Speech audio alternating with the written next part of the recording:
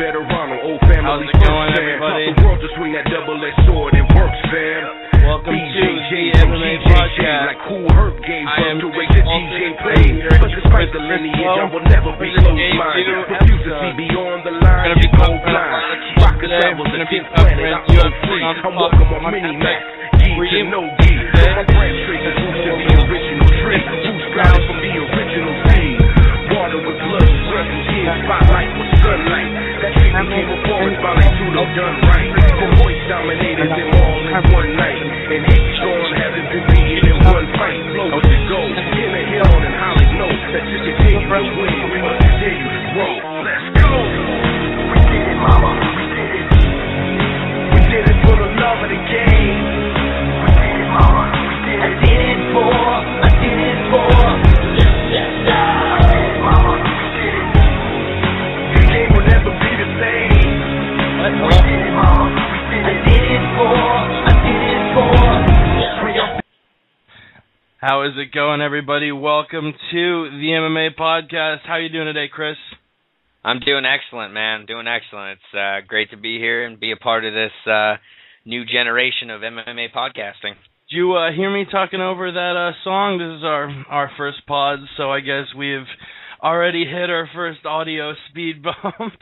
The sound coming off of the song was a little bit loud, and then you kind of tapered off at the end, but at first I could hear you good. All right, well, yeah, it wasn't giving me the option to turn that down. I was like, oh, no, come on now.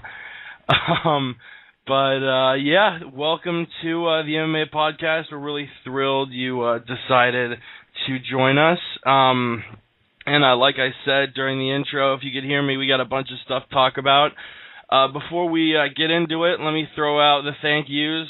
Thank you to Eddie Bravo for letting us use that song. He actually told us on Twitter that we could use that song, which is called Jiu-Jitsu by Smoke Serpent. Go check it out on YouTube. It's pretty good. Also, obviously, thanks to John Albert and Daron Cruickshank, two of the fighters who were on last week's card. And funny enough, they actually shared a warm-up room. I was talking to Daron earlier today, and he asked who else was on the podcast. I was like, John Albert? He's like, oh, no way. We shared a warm-up room. Y'all have a lot to talk about with him because, obviously he had that controversial tap. Before we go anywhere else, I guess it's the first episode. We can be a little self-indulgent, talk about ourselves. My name's Jake. I'm 22. I had to think about it. I was like, I'm 22, right? Yeah. I'm 22, student at UF, graduating soon. And, I've been on a MMA podcast before, MMA at Work. If you've ever listened, definitely check those guys out. I'll plug them in a second. But before I do that, let me pass it off to former MMA at Work caller, Chris from Cali. Yeah, I actually met Jake through calling into his old podcast. My name's Chris Lowe, 25. I live in California. I'm an MMA fanatic and currently a Ventura Community College student. And I'm just looking forward to making my way in the world of MMA. Making your way in the world of MMA. And if you would like to call in, we would definitely love you to do that. If you can, the call-in number is 646-378-1046. And if you would like to tweet us, just the same, I'll have the MMA Podcast Twitter up. If you want to tweet us, it's just what I said a second ago, at the MMA Podcast. Or call in, 646-378-1046. We are going to have two fighters calling in, and we're going to chat with them. But other than when they're on, if anybody calls up, we'll patch them right through and have them join the conversation about whatever.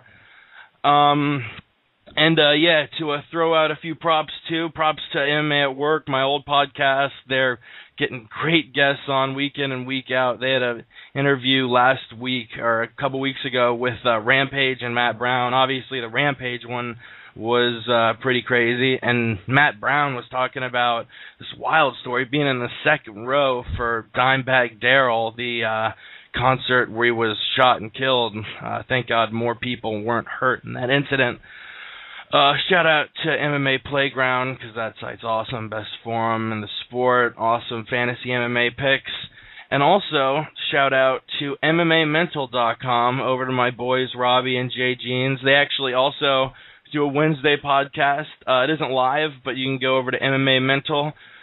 Check out the boys from across the pond, Robbie and Jay Jeans. They actually have Ed Herman and Matt Brown on this week, so we got a quartet of UFC fighters, little families bringing you, and we're really glad we're with us, and I could talk my head off about people I like and want to send props out to and what we're all about. That's not why you tuned in this goddamn show. You tuned in for some MMA.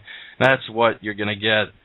I guess we'll start it off with the Tough 15 finale recap. Actually, you know what? We'll wait until we get Albert on. We actually should have MMA fighter John Prince Albert on with us in the next 15 or so, and he had easily the most controversial match of the fight. We'll get into it when he's on. Let's skip down to the next topic. MMA legend Kenny Florian retires, citing a back problem in training, with one of those back problems that really takes years, and I don't want to call Kenny old, because he's certainly not, but he's definitely one of the more experienced fighters in the UFC. Yeah, he's got some mileage on him, and the cool thing about Kenny is the first UFC card that I ever watched was actually UFC 64, when Kenny fought Sean Shirk, and leading up to the fight, my friend who I was watching with was like, yo, this guy Kenny Florian, he's an animal, just wait. And I looked at him, and I knew nothing about the sport, and I was like, that guy? That guy right here? Are you sure? He's like, wait till you see these elbows. They're like Ginsu knives. And after watching the fight, and the way to put it, that he got on Sean Shirk, and it was just a bloodbath. And ever since then, man, I've kept up with every one of Kenny Florian's fights. And Kenny, I'll miss you. You were a pleasure to watch. You dominated such great fighters as Takanori Gomi. You dominated Clay Guida, even using wrestling in that fight. You had a string of victories where you beat Roger Huerta and you choked out Joe Stevenson, and you eventually, your last fight was against Jose Aldo, and you had three title shots in the UFC, and there's nothing there to be concerned about or to look back on it and be ashamed. He put it on the line every time he went out there. Definitely did. And I was comparing him to the likes of a Steve Nash or a Charles Barkley or a Jim Kelly, which obviously to you, you're like, what the hell are you talking about? But to other sports fans, they'll realize those names are some of the best names of football and basketball to ever play, Hall of Famers, great careers, but yet they never could find what it took to win it all, which shouldn't take away from Kenny Florian, because he did have 3 title shots, but honestly, A, they were against fighters that stylistically matched up against them horribly, and B, I mean, that's a who's who of future UFC Hall of Famers. You have Sean Shirk, you have BJ Penn. I mean, BJ Penn and Jose Aldo. I mean, Shirk, you might argue he was a little too young then. He definitely matured after the Shirk fight, but he fought a prime BJ Penn and a prime Jose Aldo. And I'm pumped he's going to continue his career as a broadcaster. Definitely my favorite of all the ex-UFC broadcasters. Yeah, Jake, it's an incredible time talking about broadcasting to tune in early for any of the shows on cable network, and just to see guys like Brian Stan, Chael Sonnen, Rashad Evans, and Kenny commentating. It's a wonderful time to be a fan. Mm-hmm. And I'm actually going to talk about Stan in 1 second, but before we move on, I just want to address one of the things that Ken Flo is one of those guys who, like like you said, when your buddy was talking him up, you're like, who is this Kenny Florian guy? He doesn't look like anything.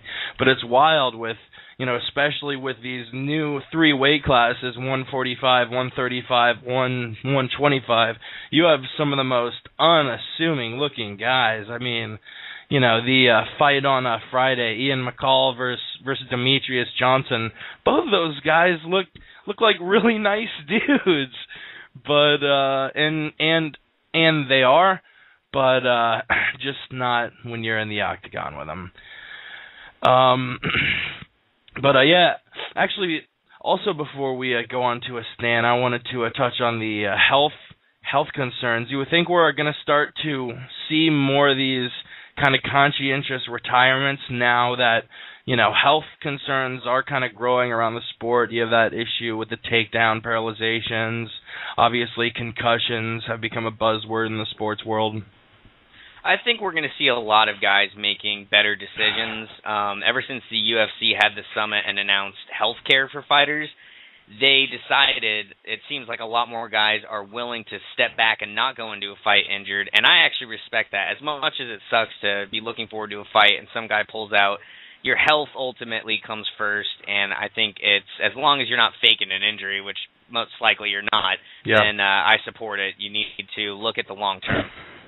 Exactly. And that's what a lot of these fighters are doing. If we get a fighter like Florian on the horn, I'm going to ask him, if he thinks his kid should, if not if he thinks his kid should, or if his kid can, because obviously most pro athletes are going to let their children pursue whatever sports they want.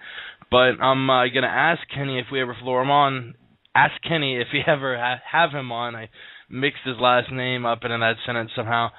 I'm going to ask him if he would want his kids to fight mixed martial arts, and I think a lot of fighters will give you a surprising answer to that.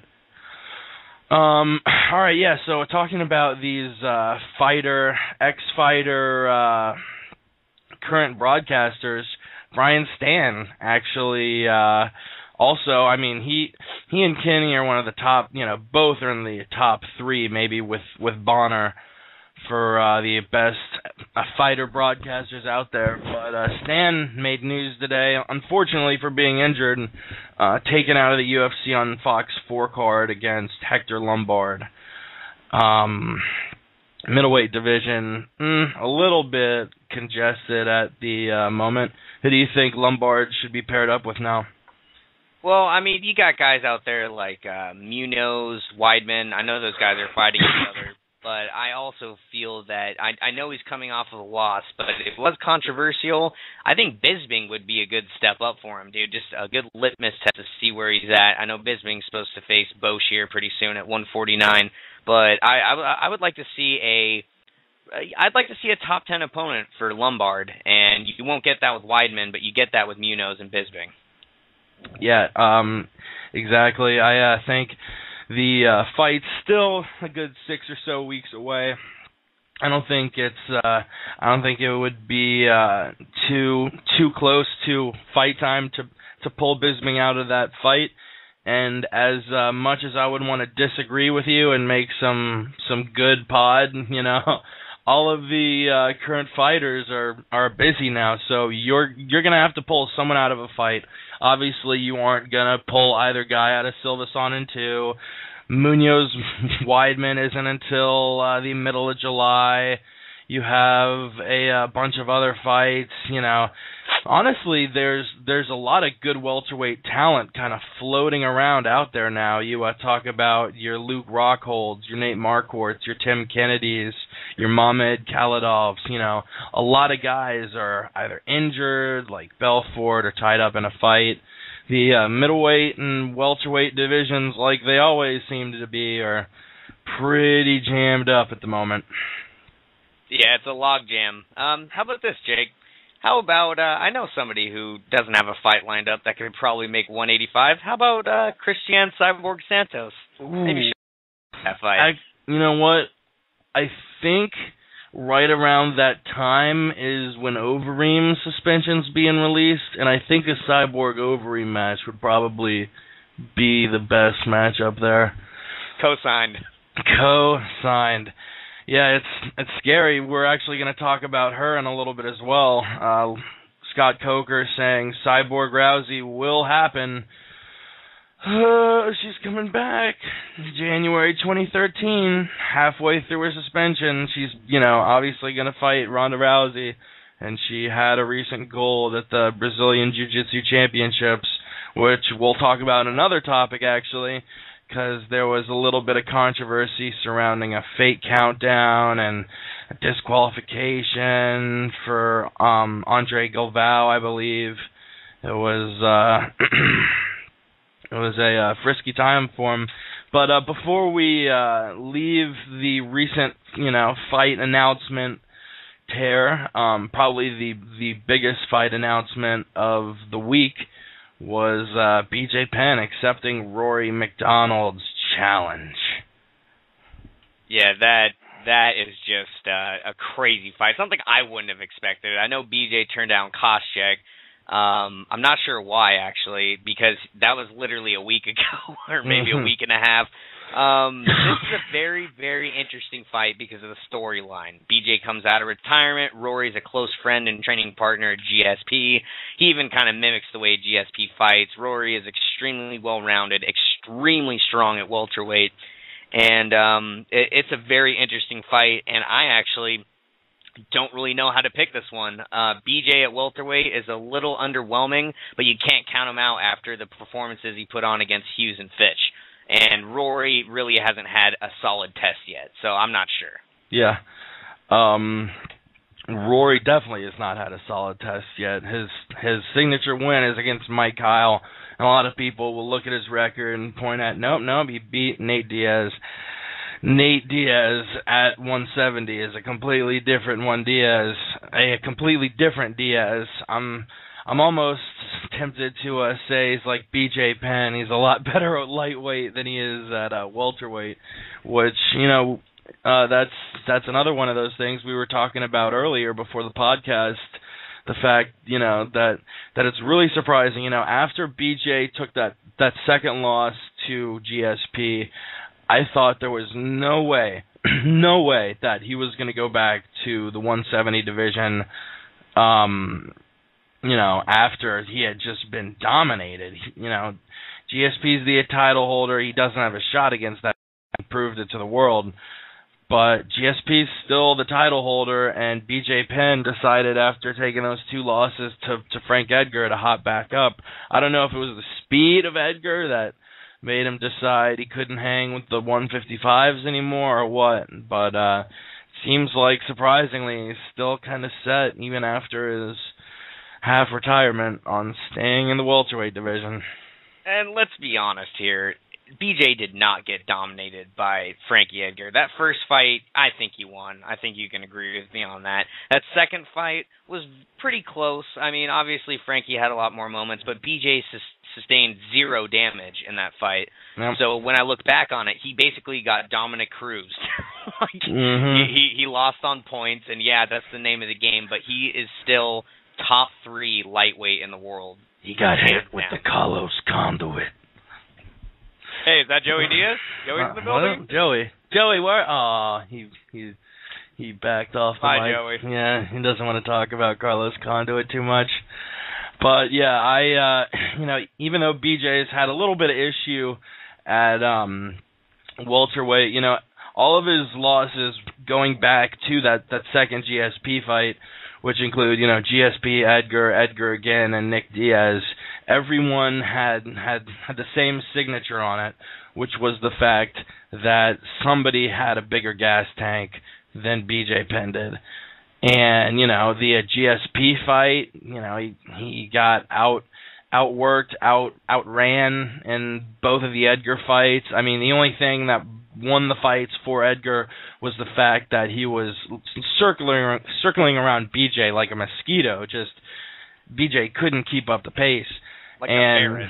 And yeah, the last guy you want to fight when you're known to have gas tank issues, literally the last person on earth you want to fight is Nick Diaz, because that guy will put the fastest and hardest pace on you that anybody in the UFC can. He's the best conditioned athlete in the sport. And I think I don't know if Rory's going to be able to run BJ tired, especially if he dedicates himself like he says he's going to do for this fight and says before every fight he has. I actually have kind of a new take on that Rory fight after you just mentioned that. Rory got clipped against Shane Mills. He got hit so hard that he instantly shot a takedown.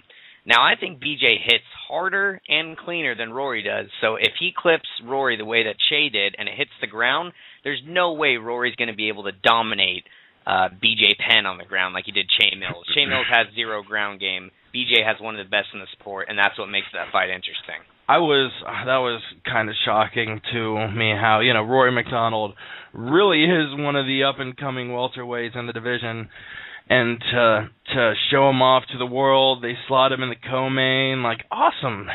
Who is he fighting? Shea Mills. Went on Fight Matrix, and I found he was like the 167th ranked welterweight. Like, I mean, yeah, the guy's not a can. Guy's a UFC fighter. In the UFC is at the top of their game. It's like the NFL or something. But come on, you can find a better opponent. I know the welterweight division's a little log jammed at the moment, but you can do better than that. Absolutely. You can give him a guy like Stun Gun or Matt Brown or, someone like that. But Shane Mills' biggest victory in his career is Marius Zaromskis, who's now fighting for Bellator. Yeah, isn't he fighting a higher weight class too? Zaromskis? No, he's fighting welterweight. Oh. He's fighting same weight class. Oh, yeah, he's fighting Spirit Wolf next. Right. They're the trilogy of the Spirit Wolf group of fights. I want to fight somebody named Spirit Wolf. I'm probably related to him. I've got Indian blood. Ooh, nice. If you've ever seen a picture of me, you can see that I'm paler than I'm literally a shade above albino. I was at a baseball game once, and I almost pointed out a girl, like, hey, look, someone's paler than me. She turned around, and she looked, like, demonic. She had, the pink eyes and the white hair. I was like, oh, I guess you aren't allowed to make fun of albino people for being pale, but it's totally within the bounds to make fun of just the Irish dude who's pale. I'm not a ginger. I have blonde hair, blue eyes, but definitely have the pale gene. All the ladies out there, if you want to take Jake Walters out on a night on the town, you need to take him and get him a Guinness and a potato, and he'll love you. And it's also it also does need to be a night on the town, because I'll burn in the sun. If you take me on a day in the town, you'll need to bring like some 80 SPF sunblock. I'm so happy. Like every year when I go to Publix, they bump it up, and I do a little mini fist bump, like, yeah, score one for the pale guys. 5 years ago, the highest SPF sunblock you could get was maybe 60 SPF 60. But now I'm going in there. They have like SPF 322. They got SPF. I'm pretty sure they're actually in triple digits right now in the SPF, which is pretty insane. Quick reminder before I get too wrapped up about SPF, because that's another thing I could go on about all day. If you're going to call in, we'd love you to call in. The number to call in is 646-378-1046. And if you would like to tweet at us, which nobody has tweeted at us yet, it's at the MMA Podcast.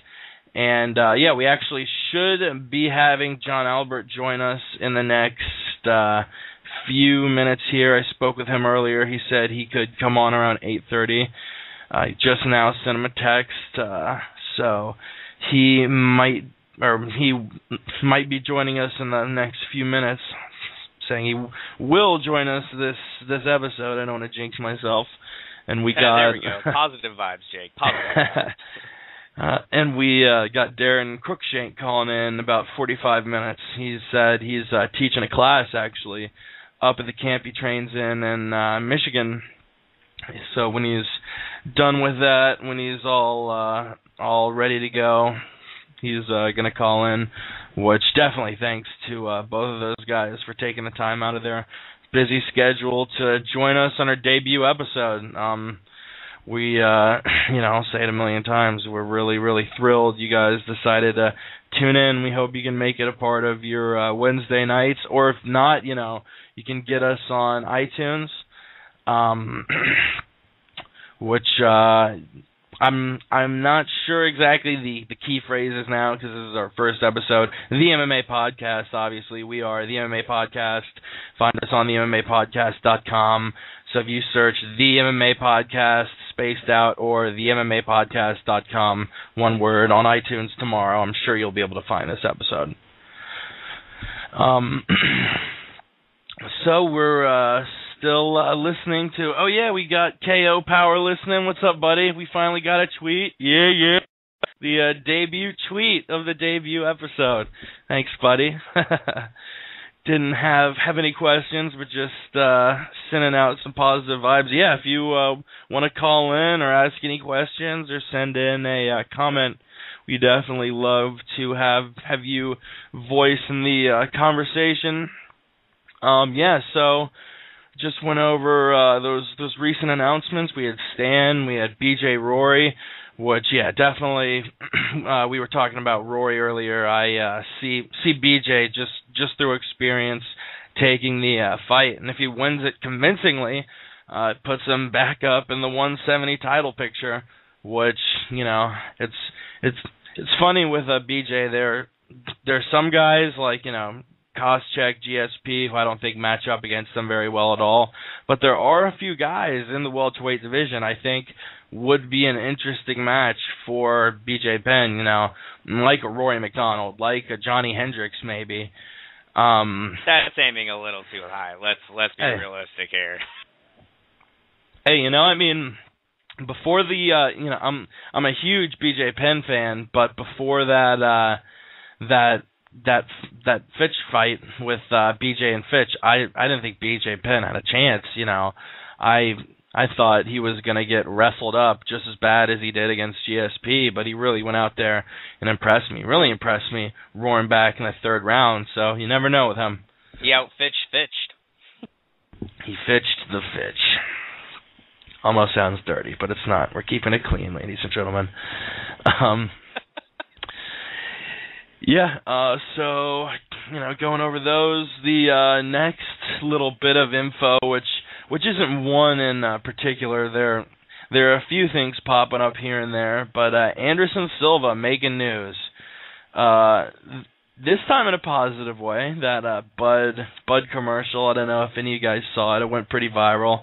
I watched it. It wasn't the funniest ad I've ever seen, but it was still pretty good. I'll give the champ an A-.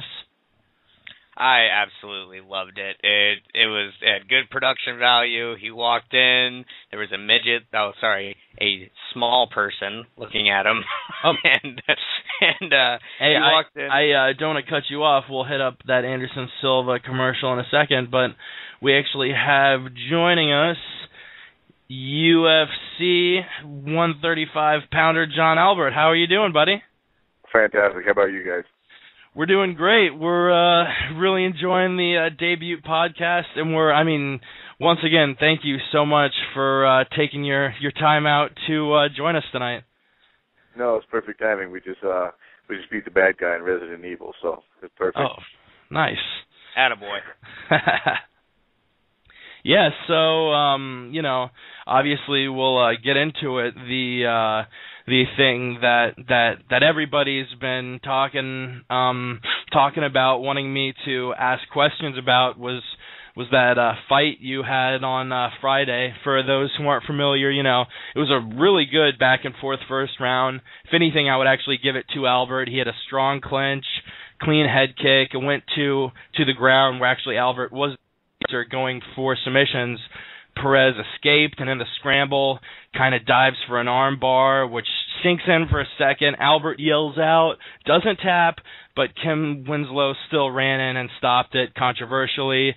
so much so that Dana White actually still gave you the win bonus, even though unfortunately that's going to sit in the record books as a loss. Could you walk us through what exactly happened during that scramble and non-tap situation?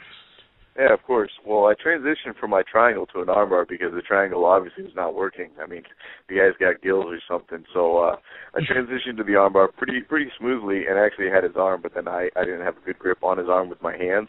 So then he kind of gumbied his way out of it, and then he had like a scissor lock on my head, which prevented me from turning into him. Which then he transferred right into an armbar. And the armbar, I could say, was tight, but it wasn't really tight, because as soon as he went for it, I started rotating my shoulder and stepping down.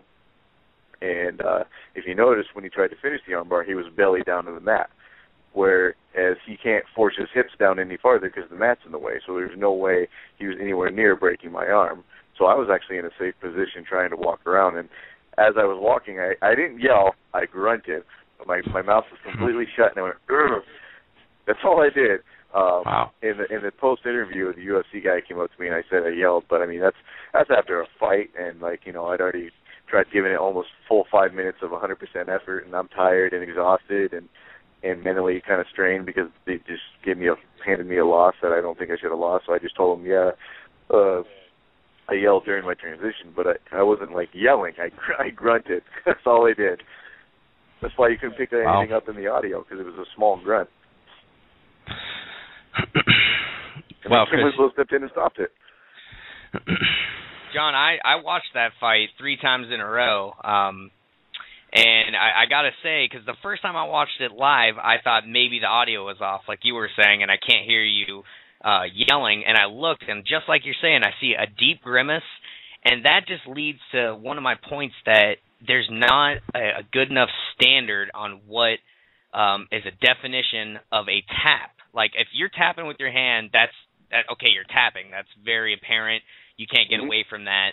But if there's a difference between refs, what definition of a verbal tap, I don't think that's a good enough system, and I think this is a perfect case on why they should change that. Do you agree with that?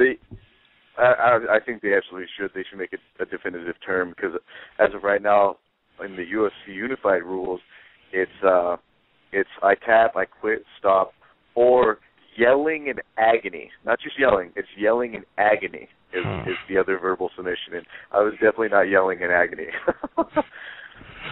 Which is unfortunate. And if you could hear after the fight, she kept telling, because my coach Dennis Holman was pretty upset. He was berating her pretty good even after the fight, and she kept, you could hear her audibly saying, I'm mic'd, and you can hear her just fine, but you couldn't hear me. That was pretty interesting. Wow, yeah, it's usually up to each referee, as Chris was telling me earlier. It's usually up to each ref to come up and tell each fighter before a fight, if you yell out, I'm going to stop it, et cetera, et cetera, et cetera. Did Winslow mention anything to you regarding a verbal tap before the fight? No, there was no discussion of that. She came up to me and asked me if I understood the rules, because she didn't want to undermine me as a professional athlete. And I said, I know all the rules.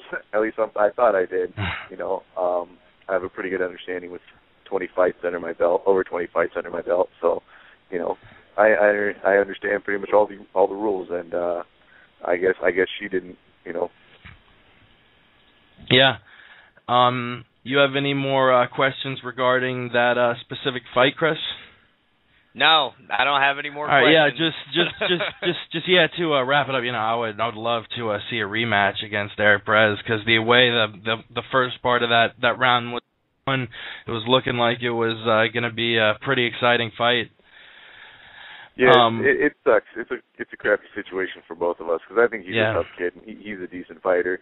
He's actually pretty good, and it just takes away from both of our efforts, because he's while I'm trying to get this thing undisputed, it could possibly take away his win, as I wanted to take away my loss, so it really sucks for both parties, because we both came in there with the intent of fighting hard and putting on a good show and winning, and Winslow took that away from both of us. But as of right now it stands, he has the win, but he didn't technically beat me, and so we're we're definitely going to try to fight it, which sucks for both of us because, I mean, I'm a sportsman. And if I lose, I lose. I don't mind it, you know, because as long as I give my 100% effort, I'm fine. But I don't feel he beat me, you know. It just kind of sucks. Yeah, and the benefit the UFC has compared to other major sports leagues like the NFL, you know, NBA, MLB, other sports leagues, when they mess up, they'll usually kind of cover it up and be like, oh, it was the referee, messed up, nothing we can do, sorry. Yeah. But Dana White, one of those commissioners who will say, you know, it sucks, there's no way we can change the mark on the record book, but we'll still throw you that win bonus. Yeah, I mean, that's all good. That's good to know that they got my back, you know, and they're still giving me another chance to fight in the UFC, which is pretty much all I wanted. But another interesting fact that I wanted to point out was, like, how many times do you see refs asking the fighter if they're okay? Are they still able to compete? Are they still able to continue? I didn't get that chance, you know. There wasn't even that chance. Are you okay? You know?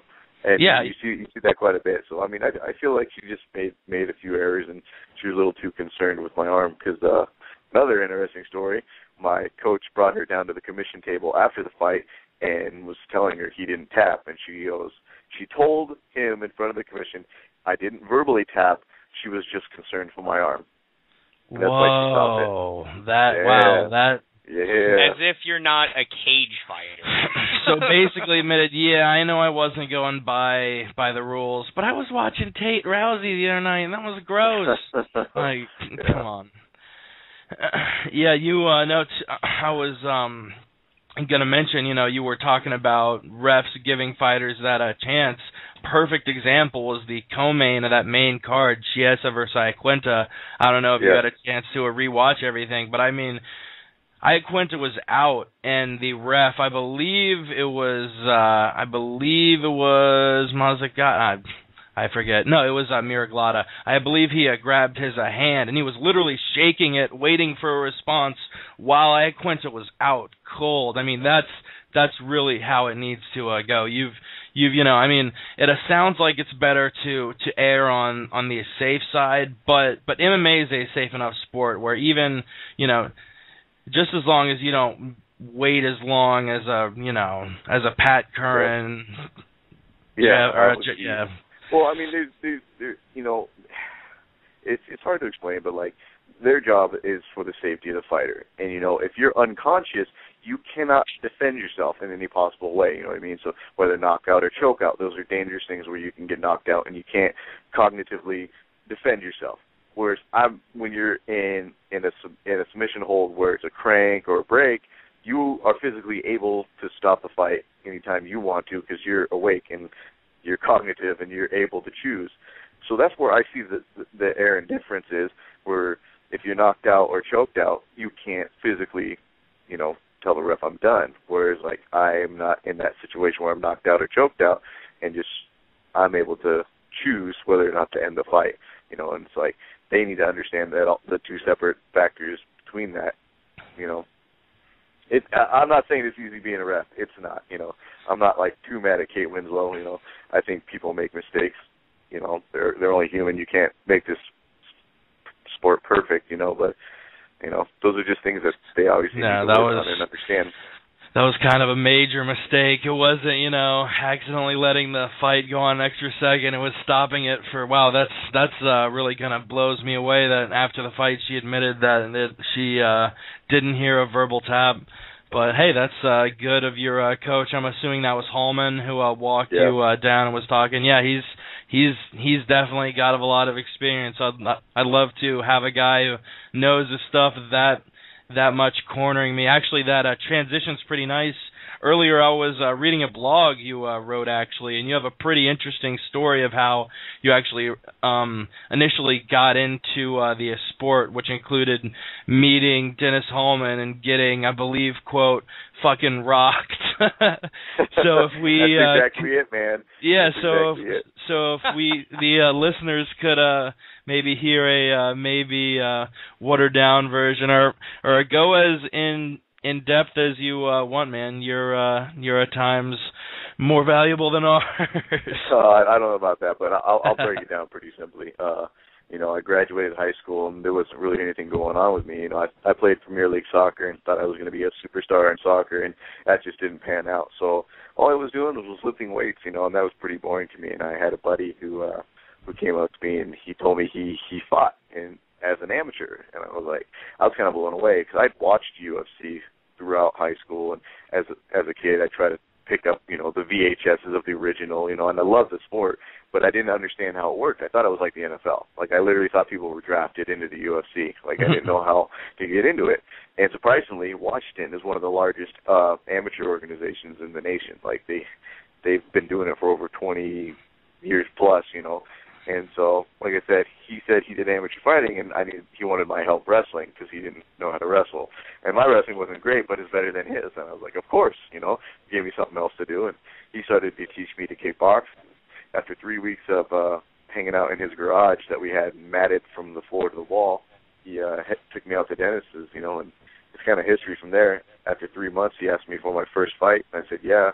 But I'd say it was my third week into practice. We did sparring, and if we were just kind of going at it, and, I was a decent boxer, but one of the pros I must have hit him, and he just cracked me, and I just started, getting that little dizzy feeling, and I was like, man, I love this. I could do this all the time, and, I was hooked ever since, and I've been training ever since then. That was almost 5 years ago.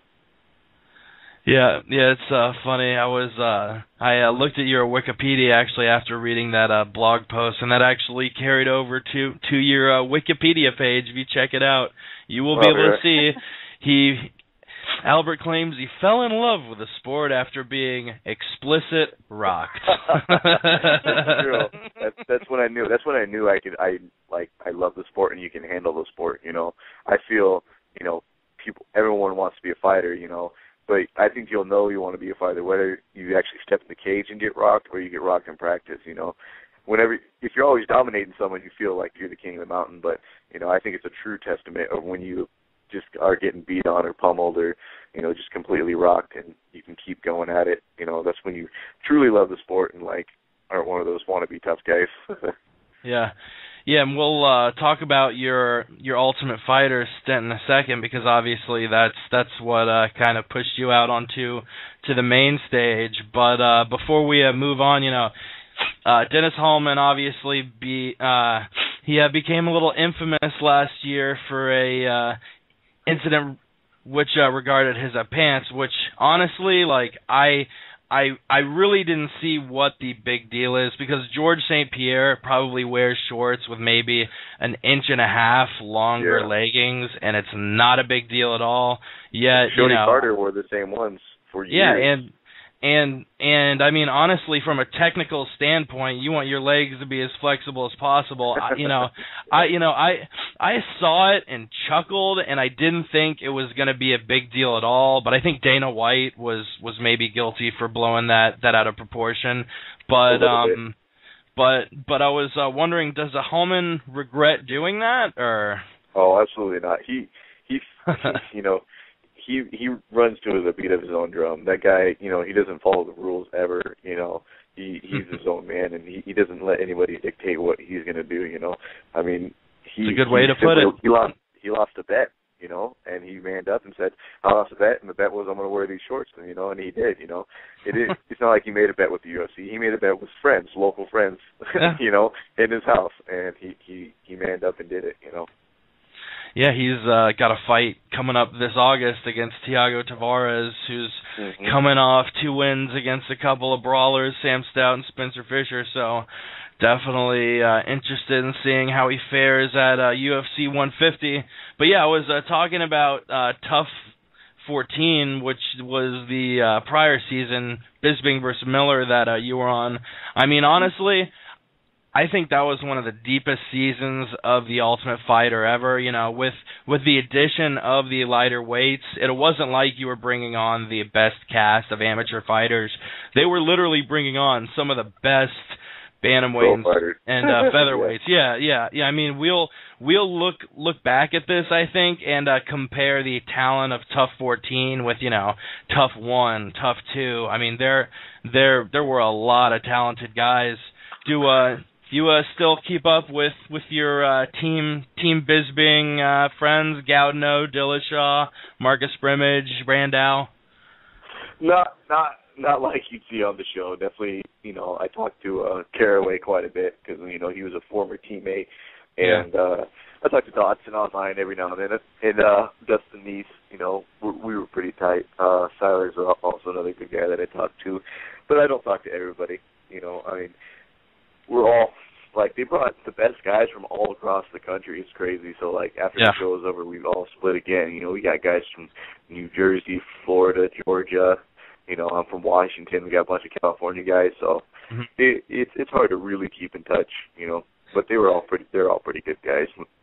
Yeah, you were rattling off a bunch of Team Mayhem guys. It sounds like maybe is the team aspect is really kind of just a thing they overplay for the production, right?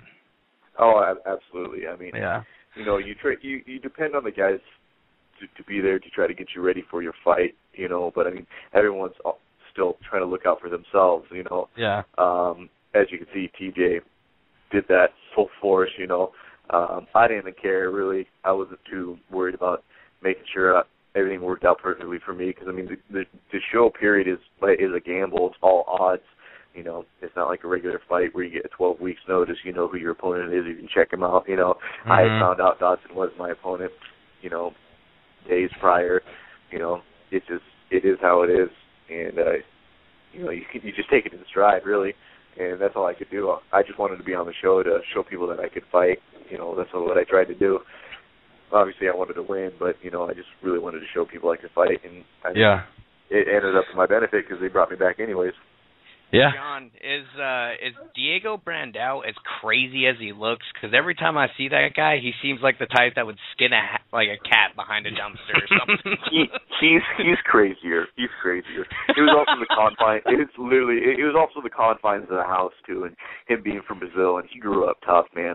He kind of told me his life story. And that kid grew up tough, and he persevered through life. But not being in contact with people that he's comfortable with, it really drove him crazy. There was every single day he threatened to stab somebody, literally stab somebody, and the only way we could calm him down was tell him, if you stab somebody, they're not going to show this. They're not going to show this season, and you can't win.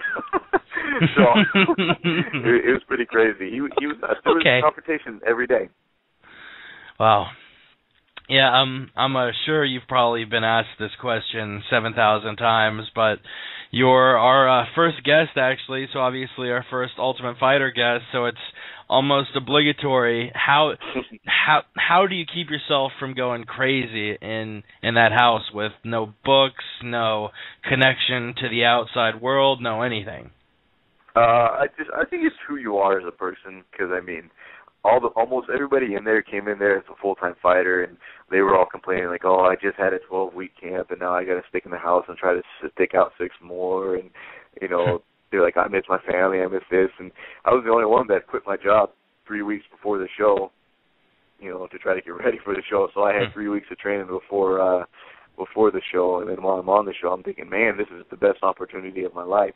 This first time I get to train full time, I get a free room, free food. We have a thing called the list that every morning you can write 14 items on the list of whatever you wanted within reason, and they still pretty much got everything you asked for almost every day. It was the best thing ever. I looked at it as the best vacation I've ever had.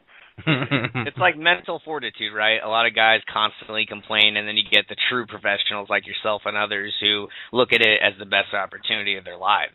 And you just got to work for it, man. And you did it. I wish I had a list. That'd be awesome. I know, it was sad when I came home. I wanted to try it on my fiance, just write a big old list and see if she'd take care of it, but I probably ended up sleeping on the couch. So I was I'm not even going to try it. Bisping did it, babe. Yeah, Bisping also makes $500,000 each fight. Very true, very true. Speaking of Bisping, he's obviously one of the quote unquote bad guys of the MMA. He's had his controversial moments, spitting in people's corners, talking a lot of trash. Is he really really as much of an asshole as he seems like? No, I honestly would say no, because he was hilarious. Like, he just had a great sense of humor. He was always trying to make people laugh, but he's just he's a real fighter and he's a real man. Like, he doesn't let people try to talk shit to him or nothing. He doesn't back down to anybody. I mean, that's who he is. That's kind of I'd say a British thing. He doesn't do it for TV. Everything you see on TV, he does when the cameras are off. But I think he's a great guy. He's very personable. He's nice to everybody. Like, if you're a fan, you come up to him, he definitely ain't going to shun you away, if you can get past his entourage in the first place. But I'd say he's a great guy. And, it is who he is, He's probably only an asshole because you were a dick first, Yeah. Yeah, and in all of those cases, it is more of a case of somebody trying to provoke Bisping. Yeah, it's funny how he puts out such a angry vibe, when he's talking about other fighters, but everybody that I've heard talk about, Bruce Buffer, Joe Rogan, all of them say that Bisping's one of the nicer dudes around. Yeah, man, I think it's more if you just try to step up to him, or you're the challenge or whatever. It's just a mental mind state he puts himself through. Like I said, obviously you heard from other people. I think he's a really cool guy. Yeah, John, I actually went back before this podcast to review some of your tape, and real quick, your destruction of Peg, that was awesome. And then the Menjivar fight, who I've been watching for a while. I mean, Menjivar is a real serious guy, and you basically went in there, and, dude. You almost applauded him. You hit him with a flush head kick. You got him almost in a standing guillotine. And I know it didn't go your way, but that was a great performance. And then after this last fight where you were dominating as well, I have a question for you. I know this is a weird question, kind of strange, but what if they offered you Kid Yamamoto? Because I was thinking about someone who always puts it on the line like yourself. And if they offered you that fight, how would you feel about that? I'd take it. I really look forward to fights where people are really going to bring it. I mean, they actually kept Peg because, if you notice from the start of the bell, we squared up in the center and just started throwing. He was just as aggressive as I was. I was just a little more accurate. So that's why they kept him around. They love people that come to fight. And that's who I want to fight. Obviously, my goal is to fight bigger names and increase my ranking, but I mean, I want to just fight anybody that's willing to fight with me, and that's really, I find it's hard to find, people that are really going to sit there and stand in the pocket with me, and bang and put on the good show, but as you see, it doesn't matter if someone takes me down, I don't lay on my back by any means, so I think it's interesting wherever I go, and I would love to fight Kid Yamamoto. I'd also love to fight Brad Pickett. I think those two guys would put on a hell of a show with me.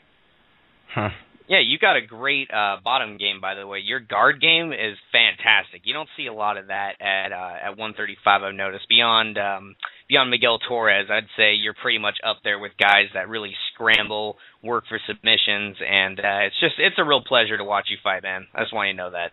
That's cool. It's a real pleasure. A lot. I mean, and that's my goal. I mean, I've been really unlucky, I can't say that the ref should have stopped the fight when I fought Menjivar, because obviously he came back and won, and obviously Kim shortened me on this fight, but I mean...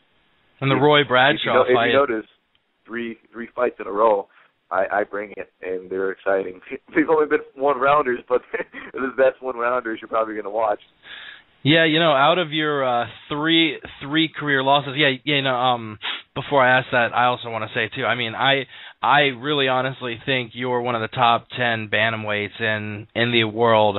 I mean, Menjivar is a beast. The guy has fought George St. Pierre. He's fought Matt Serra. He's fought Joe Lauzon. He's fought Uriah Faber. He's fought like a who's who of multiple divisions in the UFC. And aside from that loss, which you easily could have edged him out, I would love to see a rematch of that. The Perez fight, which we talked about, and the Bradshaw fight, which also is something that you can't chalk up to anything other than bad luck. The guy didn't dive on you; he fell on you and broke your rib. Is that what happened? That's exactly what happened. And another interesting fact, you know, and that's the thing as me as a fighter. I just want to fight and improve and win. And you know, I had 15 amateur fights, and then I went pro, and then I won my first couple. I can't remember what order they've all gone in, but then I fought Bradshaw, and I fight 35. The fight was actually scheduled at 45. He called in a week before, said he can't make 45. We'll make it 50. All right, that's fine. I was still walking at 45 back then. And then he calls 3 days later, says, I can't make 50. It's got to be 55. And we're like, fuck, all right, whatever, that's fine. God. And then, day of the weigh-ins, he came in at 160 pounds.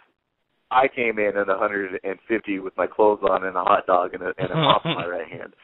Literally, that's how I weighed in. I weighed in with a pop and a corn dog. And, you know, because I wasn't afraid to fight anybody. It didn't matter who it was. Wow. I was just, if Dennis said I could beat him, I felt I could beat him. So, like, I wasn't worried. And then I go out there and start out-striking him, and he didn't like it, and he shot in. He had a decent shot because he shot in right when I was throwing across, so I was completely off balance. But then instantly throwing my triangle.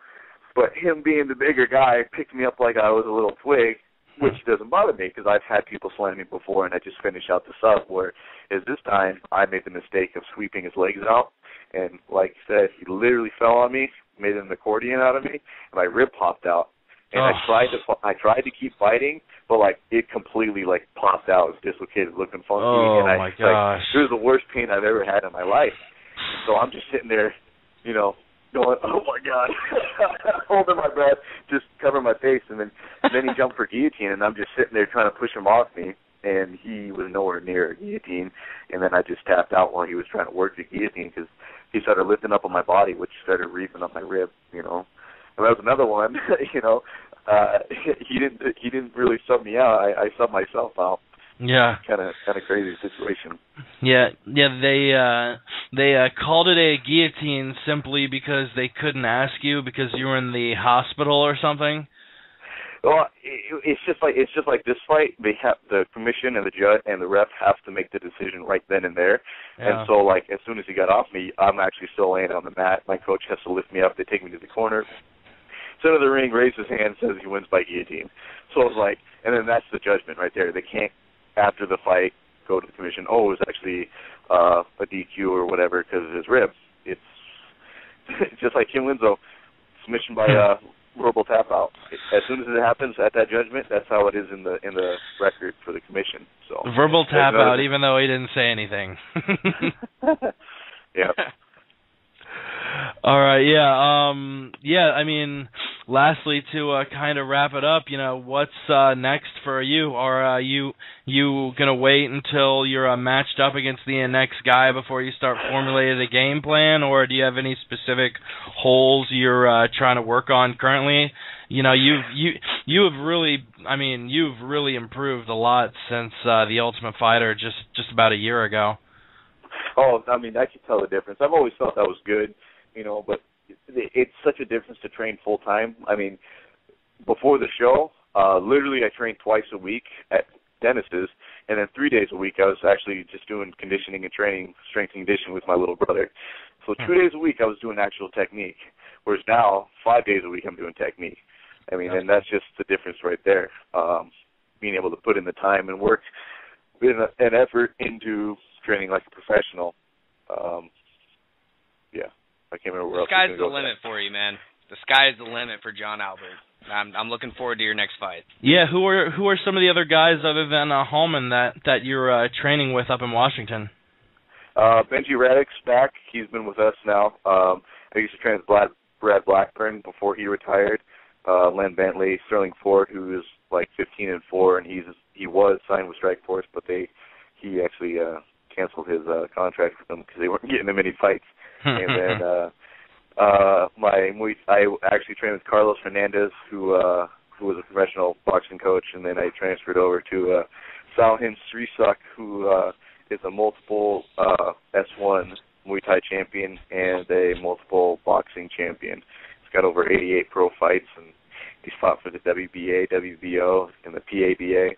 That's pretty bad. So, I mean, he's really improving my stand-up game quite a bit. And then having Dennis for the past 5 years, I mean, obviously you can see my ground's pretty good. It's okay.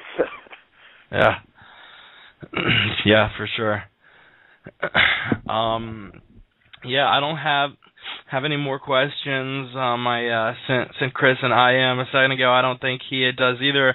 Once again, thank you so much for joining us. We'll always hold you near and dear to our heart because you were our first guest, and you were a really fantastic interview. We'd love to have you on another time. Thanks, John. I really appreciate it, man. Pleasure being on. All right, thanks a lot, John. All right, yeah, and that was John Albert. Amazing interview. He, what a really funny guy too. I had kind of gone back and forth with him briefly before the podcast went live. I didn't realize he had such a good sense of humor. That was an awesome debut interview to get our legs under us with.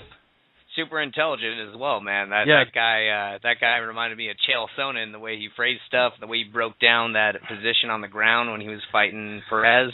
Yeah, we were talking about Kenny Florian Bonner, some of the broadcasters in the UFC. Maybe we're talking to a future UFC broadcaster. Definitely knows his stuff well enough. Thank you so much for that UFC. I should have asked him if he had anything to shout out. I guess it isn't like a stand-up comic where he has upcoming dates or anything. Follow him at UFC Prince Albert, even though he has, I think, like about 10,000 times as many followers as we do. So we're probably getting a lot more of his fans than he's getting our fans. But, hey, you know what?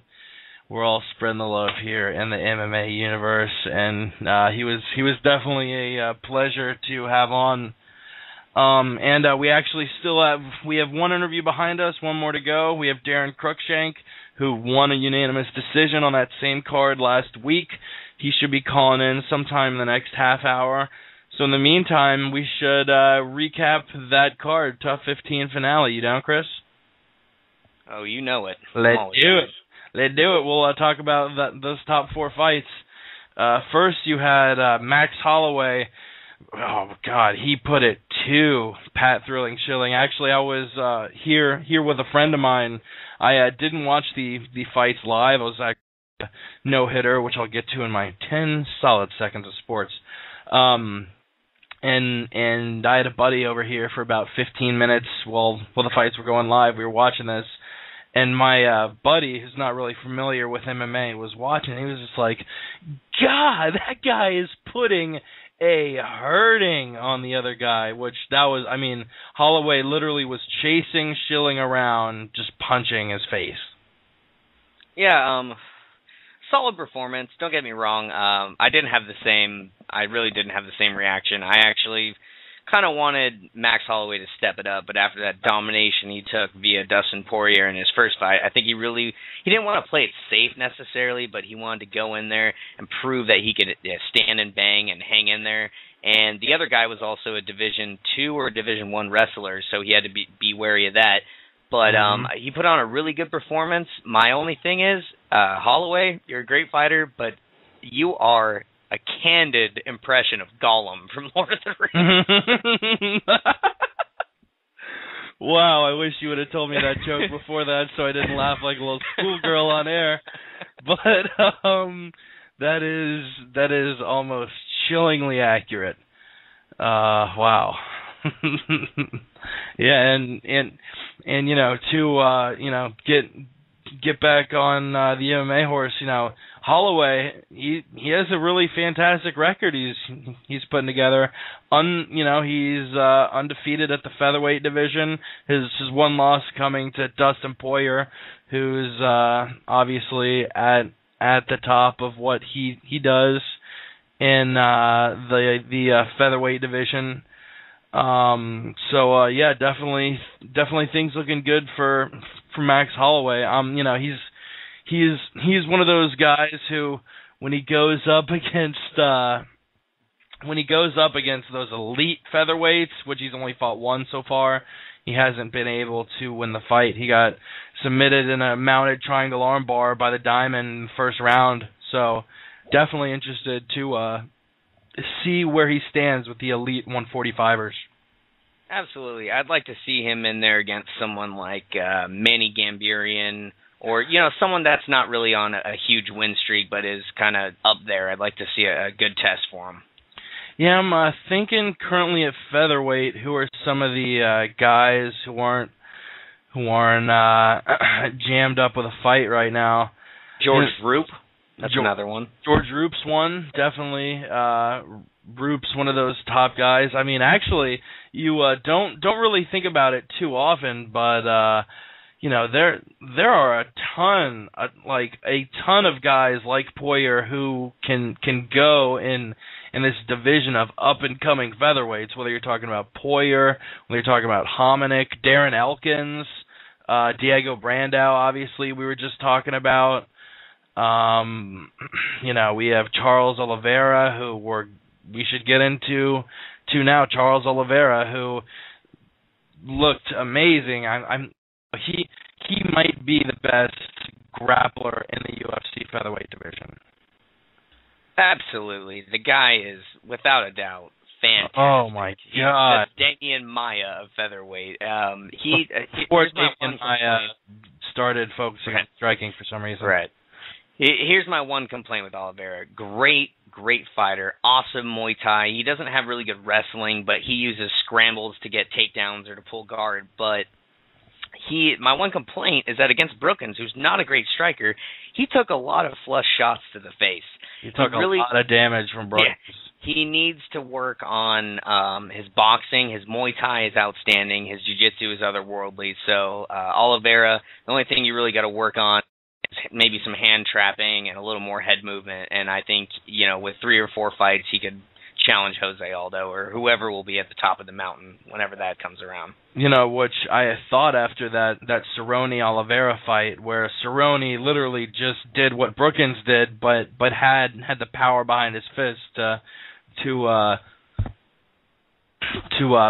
put Oliveira away. I'm surprised after that fight he's still taking those shots. But God, Oliveira has looked fantastic since he moved down. He's 2-0 with 2 pretty impressive submissions. I mean, not that your standard knee bar or rear naked choke isn't impressive, but he's getting some pretty rare submissions in there. His last fight before Brookins, he pulled off a first round reverse calf slicer a minute 43 into the first round, which, I mean, to get into that advantageous position and pull off that submission a minute and a half into the first round, that's almost like you're grappling a grappling dummy. I mean, you have got to be so many levels above.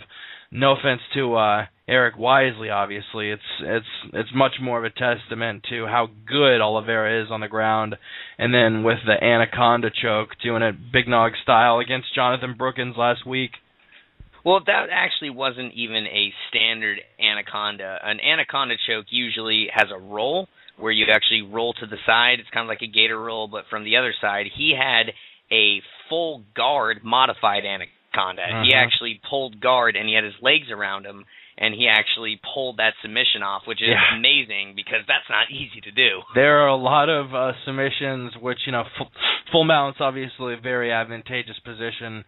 There are a lot of submissions, I would say, are easier to pull off from full mount. So that definitely he was playing the video game on expert there. That was not an easy maneuver.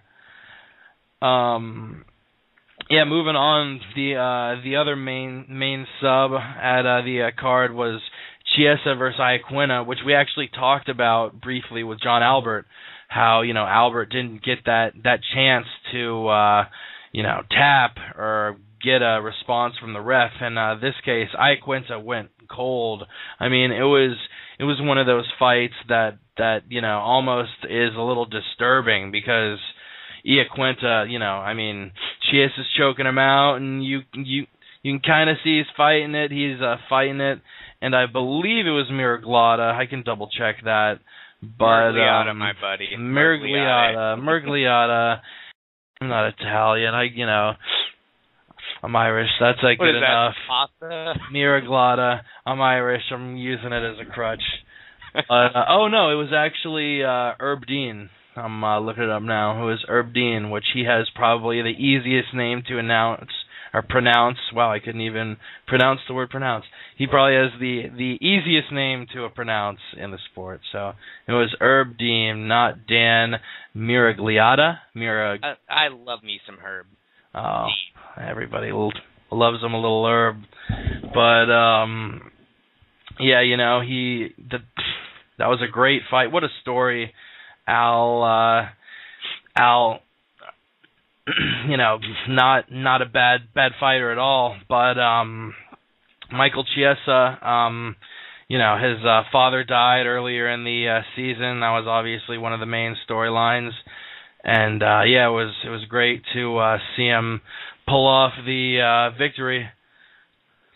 Yeah, like you said, what a great story. Chiesa comes in there, and he seems like a really, really honest, cool guy, and he has a really good skill set, great wrestler, great submissions. He can hang on the feet. His dad dies. He's crying on camera, which usually in The Ultimate Fighter means they're drunk and being stupid, but in this case, he was actually being, you know, just honest. And Al Iaquinta, you know what? As cool as he is as a fighter, as a person, I would rather watch paint dry. He's like a wet napkin. There's nothing about that guy that stands out as interesting. He has a blank stare on, whatever, to each their own. But I was rooting for Chiesa, and to see him finish like that was outstanding. Yeah, and yeah, really impressive rear naked choke. I mean, it was really quick as well. Chiesa really kind of snuck in there, found that advantageous position on the back, snuck in the hooks, and became the tough 15 champ. Which I mean, you know, like I was talking with Albert before this, you know, the Ultimate Fighter the last 2 or 3 seasons, they've really stepped up as far as guys they bring in. I mean, it's kind of gone from, yeah, they're bringing in a lot of pretty good amateur fighters, but now they're bringing in some of the best in the world. Hey, Chris, I'm actually gonna go silent for 1 second. I have Daron Cruickshank calling. No problem. All right, so everybody, we got a nice card coming up this Friday. It's going to be a UFC on FX with a rematch between, who is it, Ian McCall, Uncle Creepy, and Demetrius Johnson. In their first fight, it was really back and forth for the first 2 rounds.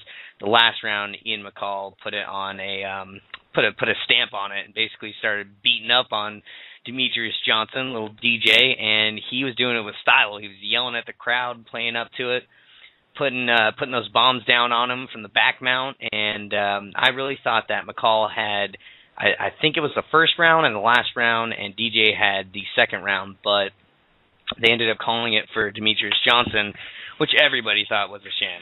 Yeah. Back, by the way. Back. Just spoke with Daron. He should be calling in right now, actually, which is perfect timing. Albert just popped off a few minutes ago, and we're talking about the Tough 15 finale recap. So we should have him popping up in the studio any second now. Cruickshank, obviously, followed Chris Tickle to a unanimous victory, which we should be able to talk to him about in just a second here. Did I text him the right number? Let me look at that. This is the positives of not having a show producer. Your co-hosts get to ramble on about guests, and when they think they're going to call in. Was it rambling? It was a little bit of rambling, I would say. I would say there was a good amount of rambling involved in what I just did. Oh, okay.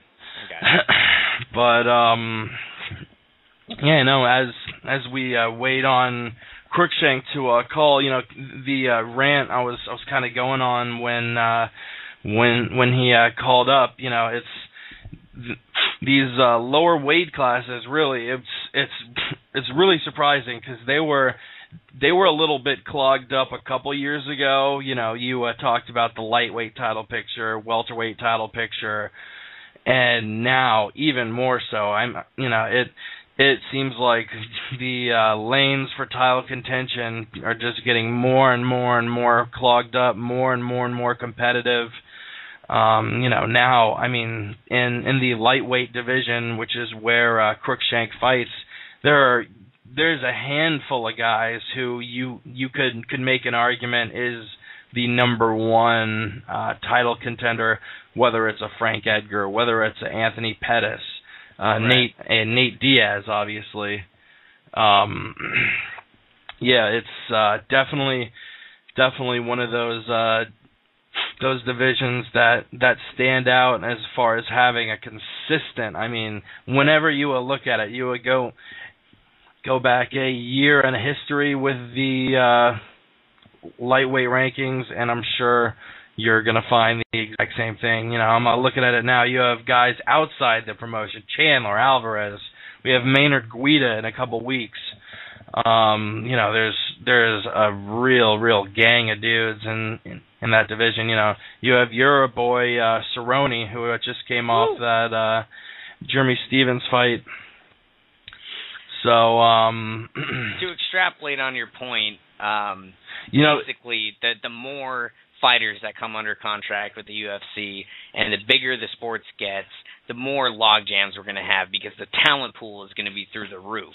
Yeah. So you're going to have more guys fighting in the same division, stacking up wins. Well, who deserves it more? And that's the way it's going to be, which is why Dana was talking about recently, I think in the last couple of weeks, about divisional titles, which I don't necessarily agree with. But, you have like a South American champion, and you have an Asian champion, and you have an American champion, that kind of a thing. I think just as long as the UFC goes out of their way to make sure those regional titles are much less distinguished than the world title, because the last thing I want to see happen to MMA is what happened to boxing with just the oversaturation. Manny Pacquiao holds something like 4,900 belts or something now in different promotions and weight classes. It's I think 48,614, but I believe they have a different weight class for every pound, and I believe at every pound they have like 100 different organizations. No, it's five major organizations, but that's still pretty ridiculous. That's way too much. Way too much. It puts no steam in any of them, right? Yeah, and as capitalistic as the country we live in is, sports monopolies work. NFL, MLB, NBA, NHL, UFC monopolies work. I guess let's get into Cameron Ellenberger. If we still don't have Daron in the studio by then, I'll pop back off and give him a call. Make sure everything goes smoothly. I mean, I literally was talking to him just a minute ago when I popped off. So he might be talking with students. He actually just taught a class up in Michigan. So we'll give him time. He has a very stressful life of coaching, training, fighting the UFC. So we are honored. He's just taken the time to call us. So in the meantime, we have Martin Kampmann, controversial win against Jake Ellenberger. I didn't like that stoppage. What about you, Chris? As much as you tell me what you think of that fight. I actually have Daron calling me back again. No problem. Okay, so Kampmann Ellenberger, the way I see it was Kampmann was coming off that impressive submission, third round guillotine against Alves. Ellenberger, like his nickname says, he was a juggernaut, steamrolling through everybody. He has a huge head, huge fist, just mauls through people. And then that first round, Ellenberger clipped Kampmann, and then sat in like half guard and full guard for a round. And then in the second round, they were exchanging. Kampmann hit Ellenberger with 3 flush knees. Ellenberger rolled over and was grimacing and didn't fight the stoppage. Therefore, I feel he won. Ellenberger, cried a single tear after that victory or that loss for him. And basically, I have no problem with that stoppage. Yeah. I actually just called Daron up. He said he tried to join the chat and it wouldn't let him in. So I'm gonna see if I can't just dial him up. Oh, there we go. We even have a dial tone. How professional is that? Look at that, old school. Hello. Hey, Daron, how's it going? Hey, how's it going? Good. I actually had no idea we could make outgoing calls in this thing of software. You taught us something. Yeah. Hey, you learn something new every day. Exactly. Yeah, and you have perfect timing. We just spoke with Albert, which I mentioned earlier in the podcast. That's pretty funny. You and he shared a warm-up room before the fight. Yeah. Yep. It was kind of hard seeing him lose the way he lost. You know, he really didn't lose. He got it taken away from him the way I saw it. And, I mean, that happens a lot in the sport. You know, it's a hard job being a referee. You try to take the fighter's health into consideration. But, you know, when you make a bad call, you make a bad call. So. Yeah, well, it's pretty crazy, actually. The rule is, which he told us, too, that, you know, a verbal screaming in agony can be translated as a verbal submission, but Albert grunted, and actually when Coach and Winslow went up to the official table, actually Winslow admitted that she didn't hear a verbal submission, that she just stopped the fight because she didn't want Albert to get hurt. Which, in that case, you know, if you accidentally hear a verbal submission, that's one thing, but stopping it for something that's completely outside the bounds of the rules, that's a little ridiculous. Right, and the thing is these are professional fights. These guys know what they're doing. They're getting paid to fight, and, you know, it's up to them if they want their arm broken or not. You know, it's, you know, at the amateur level, the referee should stop it every single time, because those guys aren't getting paid, you know, and they're not professional. You know, I referee amateur fights all the time, and you know, I know what it's like to be in there as a referee, and you know, you got to take consideration the fighter's you know, health and risk and stuff like that. But in the end, the fighter gets in there and he knows what's going on and he knows he can be hurt, so it's his choice. You know, so you can't decide a fight for a person like what happened. You know, but everybody makes mistakes, and, you know, it is what it is. Yeah, and the perfect example of that is when GSP fought Matt Hughes for the third time, and Hughes had that deep, modified armbar, and he yelled, tap, tap, tap. That's a perfect example of that, because he wasn't yelling, he was yelling tap. That's the difference. Right. Well, the thing is, you can't scream in agony over something. If you scream because you're in pain, that's a verbal tap. If you're grunting to get out of it or whatever like that, you know, there's a difference between that. So if the fighter's under control, he knows what's going on, he knows his shit's getting broken, and he's still okay with it, and he doesn't scream in pain, then let that thing go. You know, fight's still on. But if he screams in pain, he doesn't have control, then you should stop it. That's a verbal submission. Yeah, have you ever been in a situation in a fight, either being on, you know, either side of it, or even as a ref, where you had to dive in and stop a fight with a verbal submission? Amateur, yes. I've done it a lot of times. And when I'm reffing an amateur fight, I tell the guys, look, if you guys are in a situation and you scream in pain, I'm going to stop the fight. That's considered a verbal submission. You know, if you're okay with where you're at and you don't make any noise, then I'm going to let it go. I've never physically been in a situation in a fight. I've actually never been in an armbar or a triangle. The only submission I've ever had to fight out of is a guillotine choke. So, you know, don't let yourself get in that situation either, you know? Yeah, and you know, we brought you on to fight about your fight. We don't want to get too caught up in what we were chatting about with Albert. Yeah. But no, it's really interesting to hear it from a fighter/referee angle. It sounds like you definitely are adamant about what you're talking about there. No, it's part of the game. Yeah, definitely. But yeah, we wanted to talk about that fight against Tickle. It was an awesome back and forth. Pretty much, I think all the judges, along with the people I was watching it, had you win the first round, Tickle win the second round, and then you win the third round convincingly. What did Tickle change in the second round? Because all the rounds kind of had that all-around sort of, vibe to it. I didn't notice anything specifically, but what did Tickle do differently in the second round to win it, and then how did you adjust it to not just win the third round, but dominate the third round? I would say he won the second round because he finished the round on top, if I recall. I kicked him right in the face with my shin, and then he the thing is he made it almost on our feet. He made it like a street fight. Like, there was no filling out. He charged me right away. He a lot of pressure. And when you get that, it's not a technical fight anymore. It's not a technical fight on your feet. It's more of a street fight. And, it's not necessarily, it's just a different fight. It was more like a street fight than it was an MMA fight. There was no, setting him up for anything. He just charged me, the whole time on our feet. So, guy charges you, take him down. It's easy. There was no, he's a sucker for an inside trip. I think I hit him 6 times an inside trip. Jeez. But, I wouldn't necessarily, because I kicked him in the head, and then he opened his hands up, and I was doing what's called a full check. I was full checking in, and I was going to throw an elbow.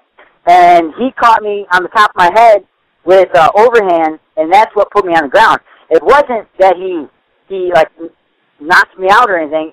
If you look and you watch in slow motion, I'm on one foot when I skip in, and my balance is off because he hit me, so I fell on my back.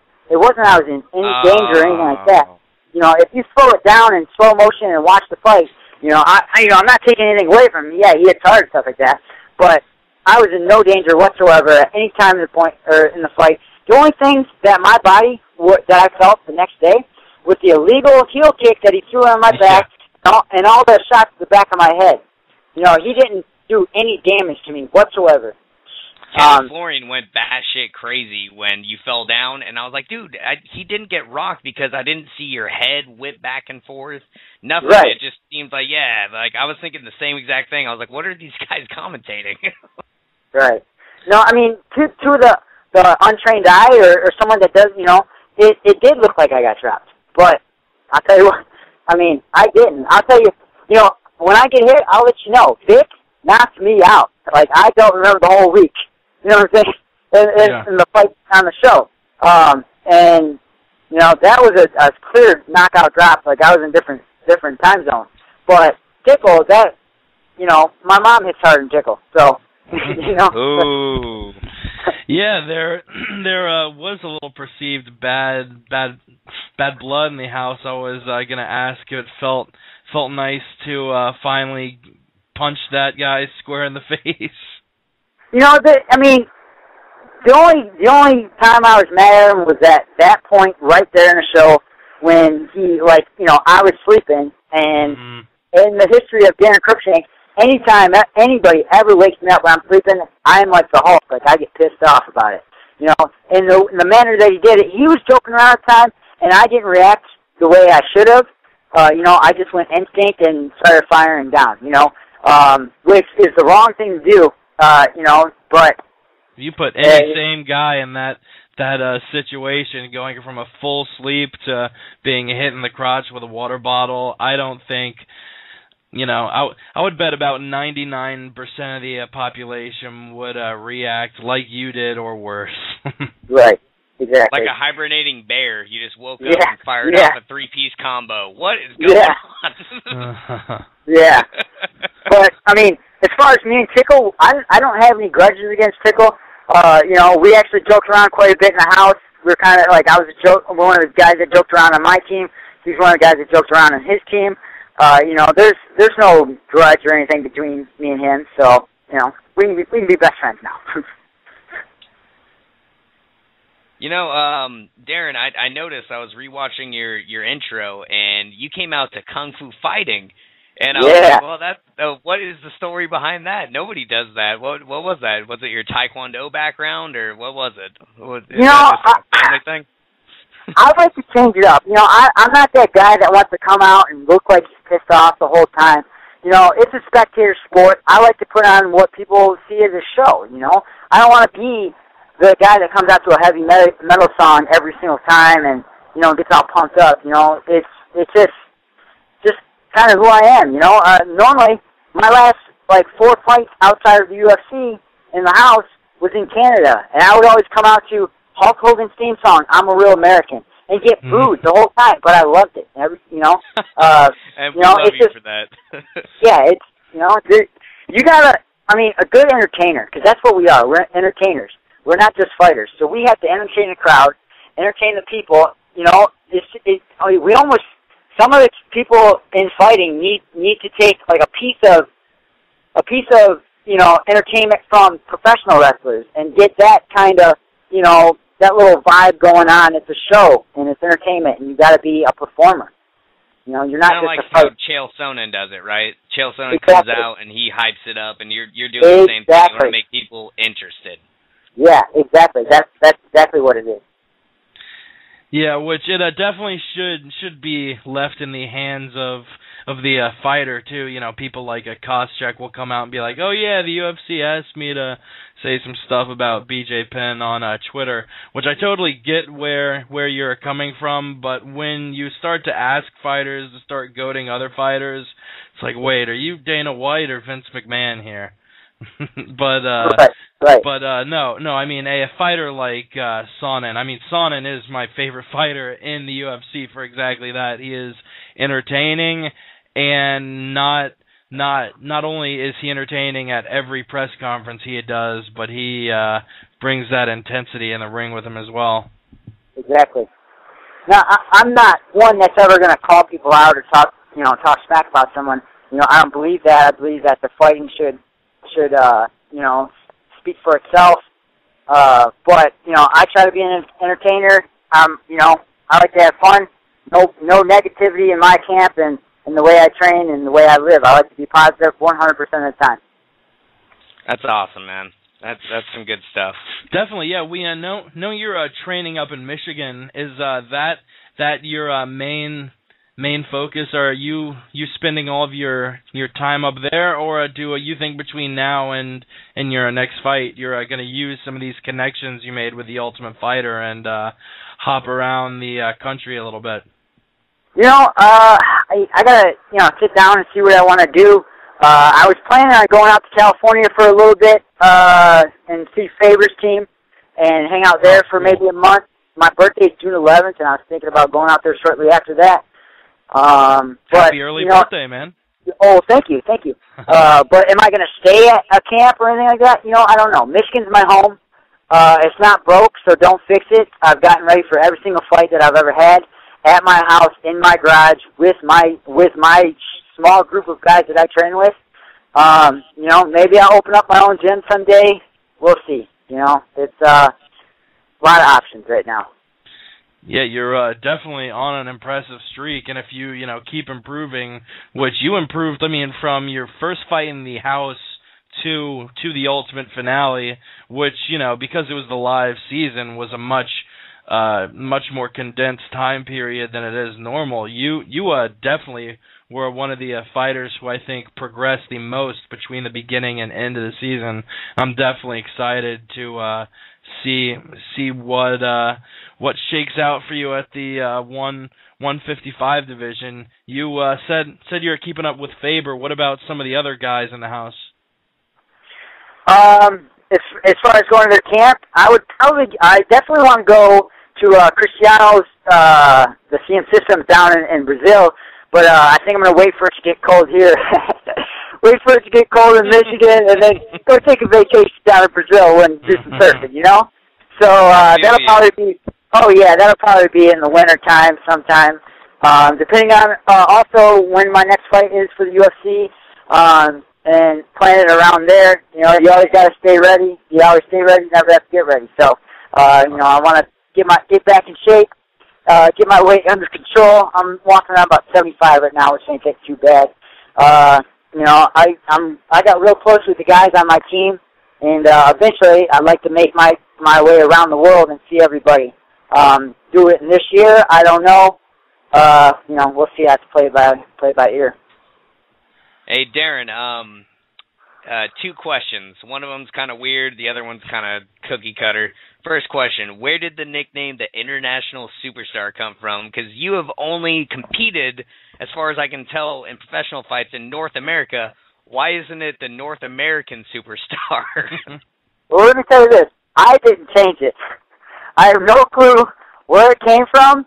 They just said it, so I ran with it. You know, like, well, whatever. I normally just write Detroit Superstar, blah, blah, blah. You know, it's just a funny nickname. It doesn't really...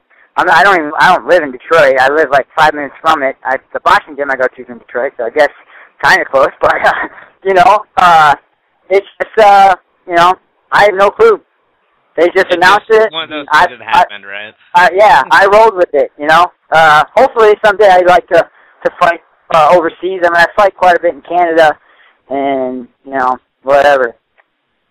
All right, man. And my second question, that's kind of off the cuff. You know, most of the time you're getting questions like, oh, your last fight, what was going through your head? How about this? What is Daron Cruickshank's favorite ice cream flavor?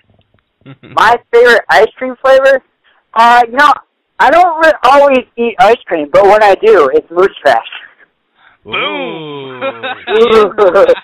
Ooh. Interesting man in the world.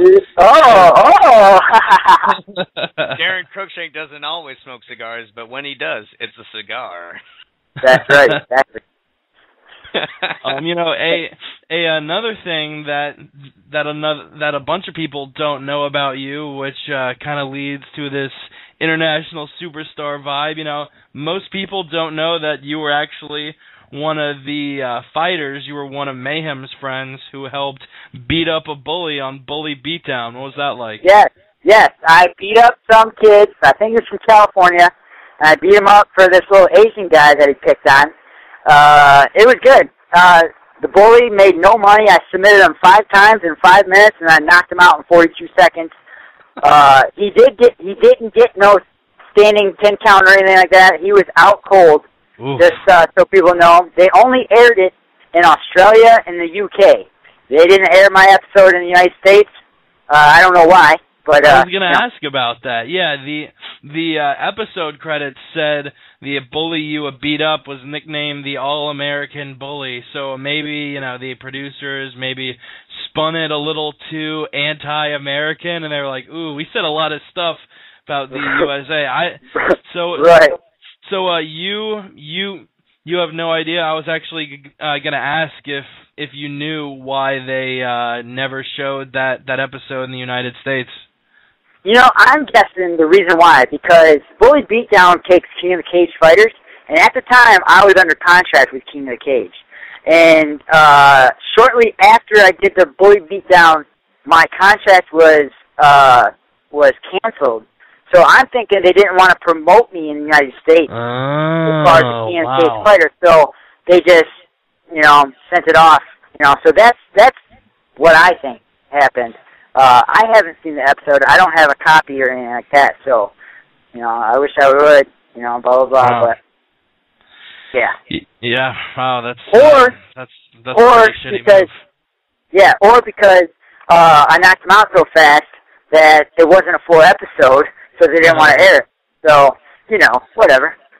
Yeah, you know, I've had friends, you know, say, "Oh, there's no way that's a real show," but from what it sounds like, that's pretty real what you're doing to that guy in the cage.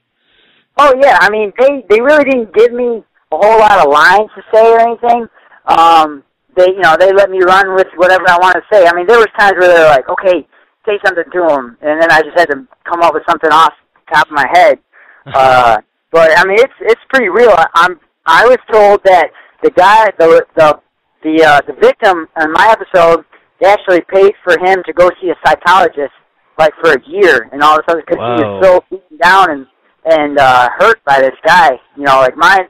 As far as my episode, it was 100% real. Like this kid was crying to the producer when he was telling him the story every single time. Like it wasn't. Yeah, Whoa. Yeah. So that hey, karma, man. Yeah, I believe in karma, definitely. Yep.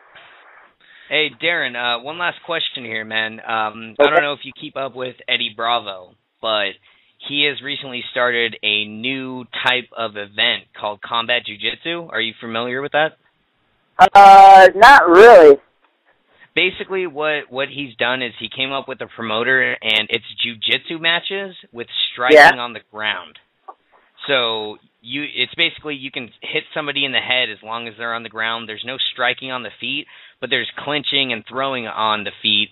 And essentially what he's selling it as is a transition from grappling to MMA. He says it's the perfect thing for grapplers. Like you yourself were a Division III wrestler or like a jiu-jitsu guy. If you want to get into MMA, transitioning is kind of hard. So he's selling as this sport is the perfect transition. How do you feel about that?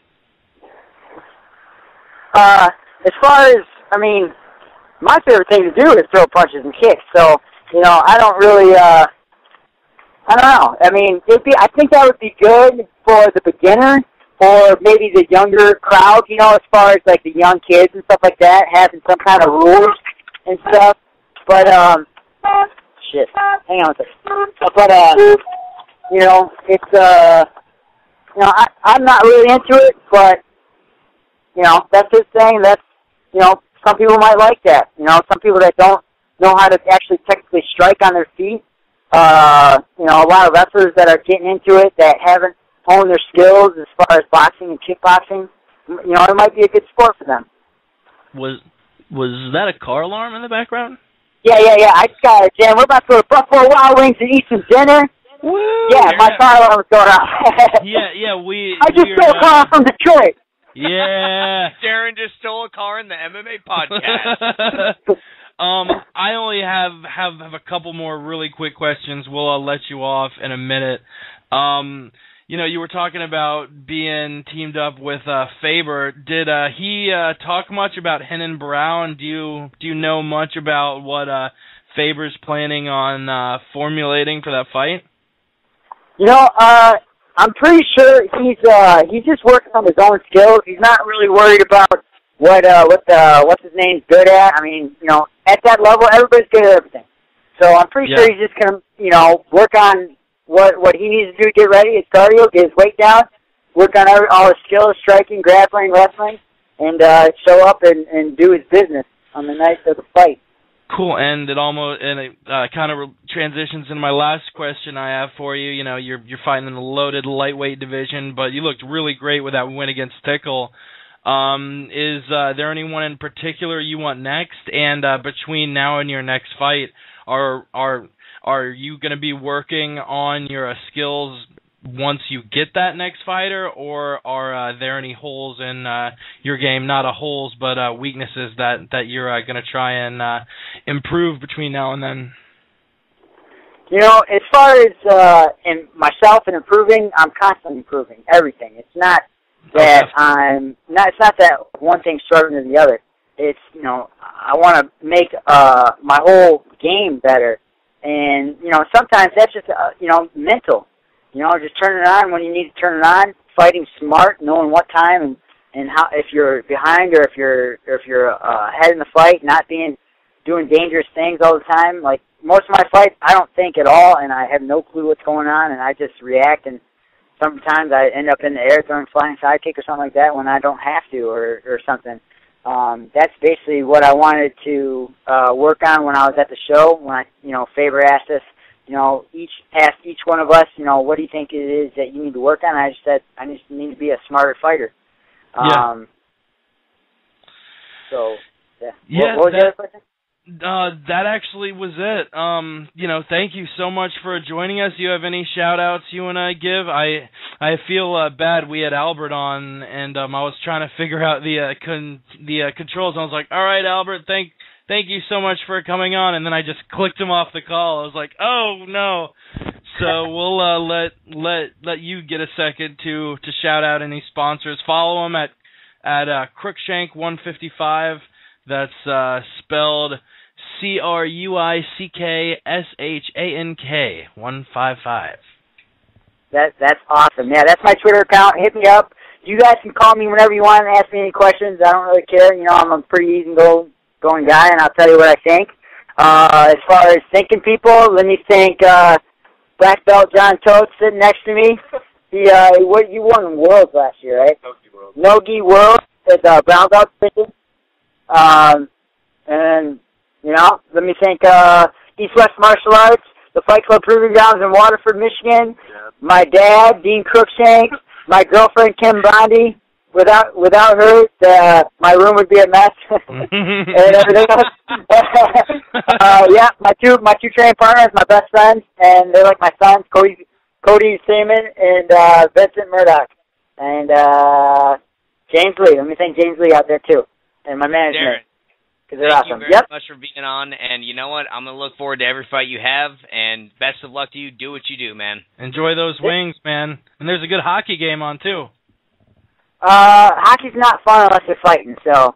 But, So thanks for everything, and, give me a call anytime. All right, thanks, Daron. Bye, Daron. Thank you. All right, see you guys. Bye-bye. And, that was UFC lightweight Daron Cruickshank. 2 awesome interviews. Wow, I don't think that could have gone any better. I'm speechless. Yeah, so we only got about 7 or 8 minutes left. I think we have both skimmed over Kampman Ellenberger. I think Ellenberger rocked Kampman in the first round just as bad as he got rocked in the second round. It's a shame that the ref didn't give him a fair shot. I was gonna say who I thought refed it, but I know I'm probably wrong, so I'm just gonna say the ref. Have time for fights we're pumped for? Oh, we have time for both segments, my friend. We have time for now that we have Kampman, which we have a few segments we're going to be bringing you all. We have first we'll lead it off with talking about what Chris was just talking about. We're every month going to have a segment called Our Fights We're Pumped For, and we're both going to bring you 3 fights that we're really pumped for this month. But another segment that I'm going to try and bring you every week is a segment where I talk about other sports. And I know a lot of you don't really give shit about any other sport, so I've condensed everything else, baseball, hockey, football, basketball, into a 10-second segment that I call 10 Solid Seconds of Sports. You ready, Chris? I was born ready. All right, 10 solid seconds of sports, starting now. The Kings play the Devils tonight in the Stanley Cup Finals in what could be a clinch of Game 4 for LA. The Heat choke against an aging Celtics and go down 3-2. The Thunder take on the Spurs in Game 6, try and keep an undefeated home playoff record alive, move on the NBA Finals. I had some bit about it. God. I had a bit about some no-hitters in there, but I'm going to have to keep it to playoff hockey and basketball. It couldn't handle that. It couldn't handle it. It blew up. That was 10 good seconds. And, we have a couple other topics, but before we preview UFC on FX4, we'll run these 2 segments back to back. So, without any further ado, here are the fights that we're pumped for. I'll let Chris start it off.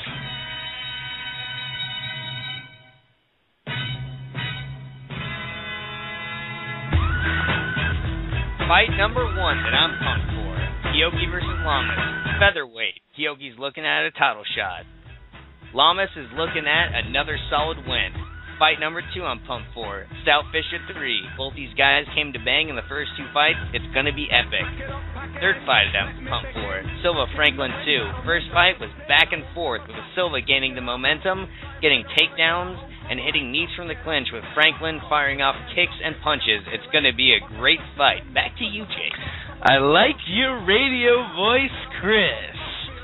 The 3 fights that I picked out, the first one, Fedor Hizzo, literally because that's the only interesting fight I could find outside the UFC, and I wanted to go against the grain.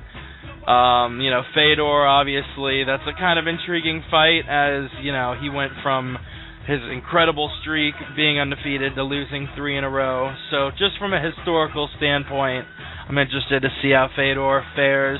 My second one, Ross Pearson versus Cub Swanson. Cub Swanson's a guy who I perennially underrate, and he really put on a show in his last fight.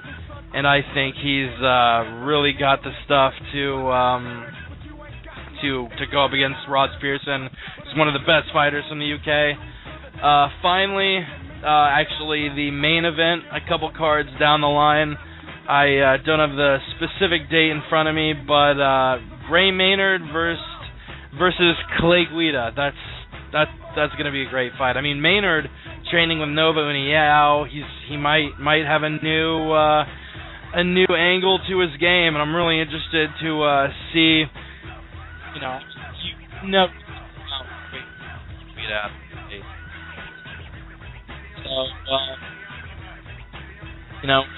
got to do a condensed version because we had a couple lengthy interviews, but we're pumped for. And we got a couple minutes left. Let's do a lightning preview. Wow, it's in 2 days. Kind of snuck up on us. Hey, you know what? I'm gonna cut you off real quick. I'm sorry, Jake. There's a guy out there. I'm gonna call him out right now on air. Ronnie Flores, who is looking at calling in. The number is Jake. Actually, take over. We have 2 minutes left in the podcast. Darn it. We have time tonight. Next week, though, we are every Wednesday at 8 p.m. We have two minutes left before the stream goes off air, so I don't know if we'll have the time. Sorry, Ronnie. Should have called in earlier. Next week, for sure, we'd love to have you on. 2 minutes, really quick. Pierce Rocha, we're both Pierce fans. Pierce looked awesome against Koscheck, and I at least see him beating Rocha. What about you? Easily. Pierce. Yep. Finish. I like your conciseness. Second or third round. Wineland Jorgensen, I got Scott Jorgensen. Scott Guns, what about you? I got Jorgensen, decision. Josh Neer versus Mike Pyle, I got Josh Neer taking a decision. What about you? Mike Pyle, split decision. Ooh, nice. We have Eric Silva versus Charlie Brenneman. I see a Brenneman decision in that one. What about you?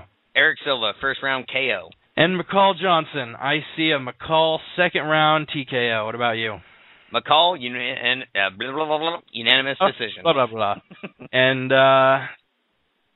before we roll out, what did you learn today, Chris? I learned that Daron Cruickshank's favorite ice cream is Moose Tracks. Aw. I learned that John Albert and Daron Cruickshank are a couple of really funny guys. I mean, I hate to nut hug, as they say in the MMA world, but I really enjoyed those conversations. And Albert decided he was going to be a fighter when he got expletive rocked. So we got a few seconds left. Thank you again for tuning in. Thanks to Albert. Thanks to Cruickshank.